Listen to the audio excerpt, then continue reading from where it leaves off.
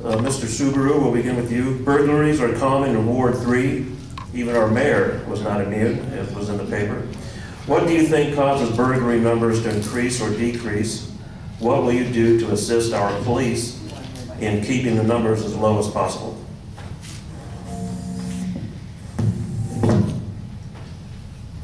Well, if the burglaries are increasing, that means we have a problem in our cities. And that comes from a couple things. One can be prisoner realignment, the AB 109, and that's part of the problem. The other problem is we can have more enforcement from our PD officers. We need to make sure that they're out there, that they're not tied up on non-essential calls as far as different programs that maybe aren't really needed at the time when we have a burglary problem. I know that we have a very big, in Ward 3, I've seen it myself with my neighbors, mail theft. It's constantly going on. I had a neighbor that got hit 4 days in a row. These people are so blatant at their little task. And they go up and down the streets, and my wife is out walking often and finds the mail stuffed in bushes. The mail that they didn't keep, which was the bills. They don't pay those. But we've got to, as a councilman, I'm going to form an alliance with my police chief, and I'm going to have his number on speed dial. And when these numbers start going up and these trends start going up, I'll be calling him, and I'll be calling the city manager, and I'll be asking why. And I'll be saying we need more enforcement in Ward 3, throughout our city.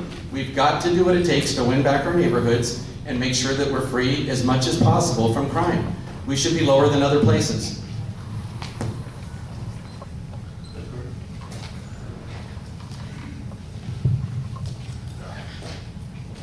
I think working closely with the police department and supporting them in supporting our community is one of the biggest roles for City Council.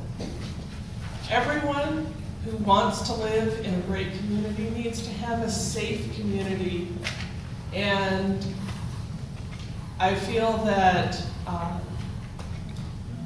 not having a sense of safety in your own home and in your own belongings really defeats the feeling of community. I think if we're all together doing neighborhood watch, watching out for each other, and supporting our police department in enforcing the rules and the laws of the city, that we'll be in a better place. Well, the great things that we already have are our neighborhood watch programs. And I guess about once a week, maybe twice a week, I'll send something out, blast out to about 60 of my neighbors about what's going on. So that's a great grassroots program right there. And we have MANA, we get together and talk about problems throughout District 3 or Ward 3. And then we have RNP. So we've got some things in place already. So all we need to do is just utilize those things. If you see something, call your neighborhood watch captain or send him an email and say, hey, this is going on. And maybe we can get a force down there, a police force. Our problem really is that we are down 40 officers from 6 years ago. And that really makes it very hard on the police department we currently have. So we may want to take a look at that. Thank you. Well,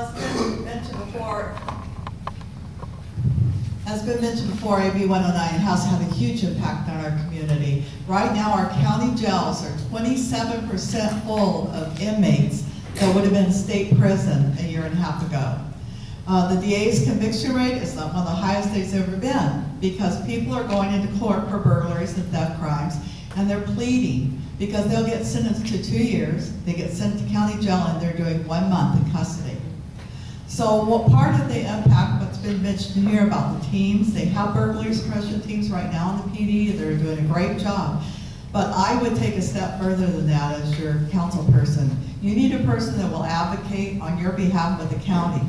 We had $22 million spent to purchase land and develop plans out in the Whitewater area of this county to build another jail.